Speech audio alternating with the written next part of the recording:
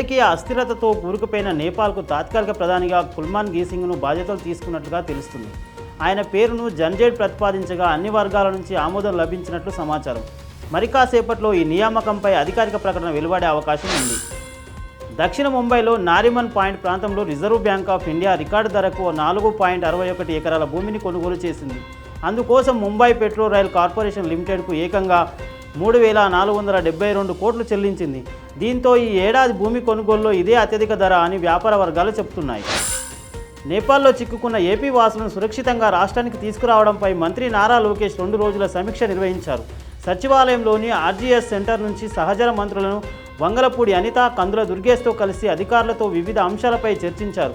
పరిస్థితులను ఎప్పటికప్పుడు గమనిస్తూ అందుకు తగిన ఏర్పాట్లు చేయాలని లోకేష్ ఆదేశించారు. ఆసియా కప్లో భారత్-పాక్ మ్యాచ్ రద్దు చేయాలంటూ దాఖలైన పిటిషన్పై సుప్రీంకోర్టు ఆగ్రహం వ్యక్తం చేసింది. దానిని అత్యవసరంగా విచారించాలని పిటిషన్లు కోరగా అత్యున్నత న్యాయస్థానం ఈ విధంగా స్పందించింది. అంత అత్యవసరం ఏమిటి? అది కేవలం ఒక మ్యాచ్. అలా జరగనివ్వండి.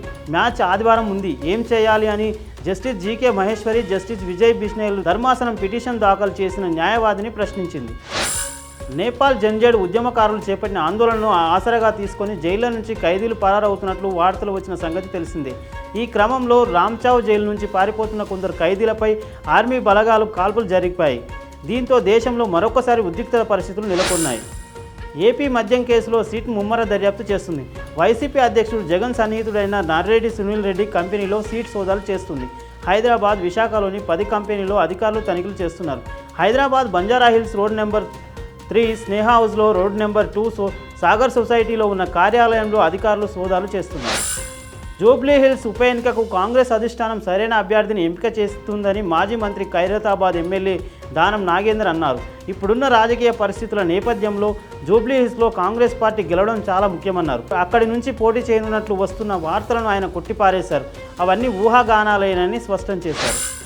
టీడీపీపై విమర్శలు చేయడమే మాజీ మంత్రి కాకాని గోవర్ధన్ రెడ్డి పనిగా పెట్టుకున్నారని ఎమ్మెల్యే సోమిరెడ్డి చంద్రమోహన్ రెడ్డి అన్నారు. నెల్లూరులో సాగరమాల నేషనల్ హైవే పనులు అద్భుతంగా జరుగుతున్నాయన్నారు. కాకాని భూదోపిడిని త్వరలో ఆధారాలతో బయట పెడతానని తెలిపారు. కోర్టు తీర్పును పట్టించుకొని ఆయన బెయిల్ రద్దు చేయాలన్నారు. ఉపరాష్ట్రపతి ఎన్నికల్లో క్రాస్ ఓటింగ్తో ఇండియా కూటమిలో ఐక్యత లేదని స్పష్టమైందని తెలంగాణ బీజేపీ అధ్యక్షుడు రామచంద్రరావు అన్నారు. రాష్ట్రంలో పరిపాలనకు పక్షపాతం వచ్చిందని జాబ్ క్యాలెండర్ను ప్రకటిస్తారు తప్ప అమలు చేయరని విమర్శించారు. యువత గురించి ప్రభుత్వం ఆలోచించాలని రామచంద్రరావు కోరారు. జాతీయ అటవీ అమరవీరుల సంస్కరణ దినోత్సవ సందర్భంగా ఏపీ డిప్యూటీ సీఎం అటవీ శాఖ మంత్రి పవన్ కళ్యాణ్ స్పందించారు. ఏపీలో అటవీ అమరవీరుల కుటుంబాల సంక్షేమం కోసం కూటమి ప్రభుత్వం కీలక నిర్ణయం తీసుకుందని తెలిపారు.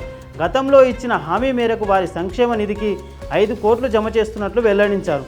ఇందుకు గాను సీఎం చంద్రబాబుకు కృతజ్ఞతలు తెలిపారు.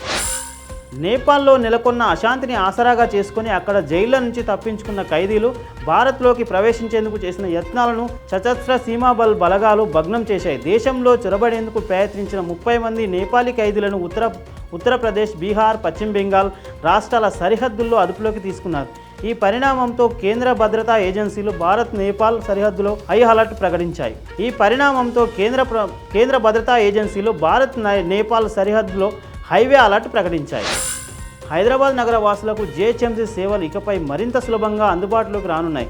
పౌరులు తమ స్మార్ట్ ఫోన్లను వాట్సాప్ ద్వారానో ఫిర్యాదులు చేయడం, పన్నులు చెల్లించడం వంటి పనులను చక్కబెట్టుకునేలాగా సరికొత్త వ్యవస్థను జిహెచ్ఎంసీ సిద్ధం చేస్తుంది.